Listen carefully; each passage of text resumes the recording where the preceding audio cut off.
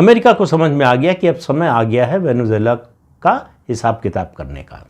वो स्विफ्ट को बाईपास करके जो अमेरिका ने बनाया है बैंकिंग ट्रांजैक्शन के लिए, फाइनेंशियल ट्रांजैक्शन के लिए जो सिस्टम बनाया है, उसको बाईपास करके चीन के साथ मिलकर पेमेंट्स का एक नया सिस्टम डेवलप कर रहा था। यानी फिर अमेरिका का जो पेट्रो डॉलर है उसकी हेजिमनी को चुनौती कि डॉलर में हम व्यापार नहीं करेंगे, हम दूसरी करेंसीज में करेंगे, लोकल करेंसीज में करेंगे, डॉलर में नहीं करेंगे।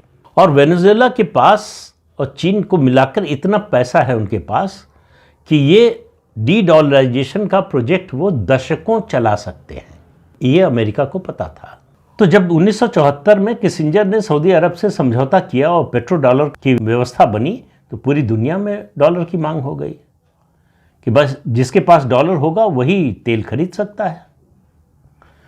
तो पेट्रो डॉलर का दबदबा पूरी दुनिया में स्थापित हो गया। इसको चुनौती देने का मतलब है अमेरिका की जो इकोनॉमी है, जो फाइनेंशियल सिस्टम है, उसको चुनौती देना। और अब आप ये समझिए कि अमेरिका की आर्थिक स्थिति क्या है। 40 ट्रिलियन डॉलर, 40 ट्रिलियन डॉलर का कर्जा है अमेरिका पर। उसकी अर्थव्यवस्था की स्थिति दिन पर दिन खराब होती जा रही है। ऐसे में अगर डॉलर की हेजिमनी को चुनौती मिल गई तो अमेरिका की पूरी इकोनॉमी ध्वस्त हो सकती है। तो वेनेजुएला, चीन और रूस मिलकर पेट्रो डॉलर को चुनौती दे रहे थे। आपको याद होगा ट्रंप बार बार हमला करते हैं ब्रिक्स पर। आजकल थोड़ा कम कर दिया है, ये मरा हुआ संगठन है, बेकार संगठन है, कोई संगठित रूप से जो है ये संगठन चलता नहीं है। असल में अमेरिका को, ट्रंप को डर है कि अगर ब्रिक्स के देशों ने लोकल करेंसी में व्यापार करना शुरू कर दिया तो पेट्रो डॉलर का क्या होगा।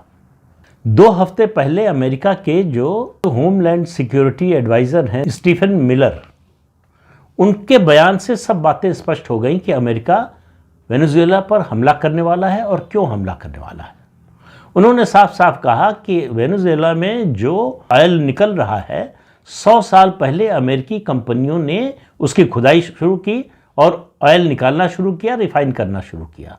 इसलिए ये अमेरिका का एसेट है, अमेरिका की संपत्ति है, जिस पर डकैती डाली है वेनेजुएला ने।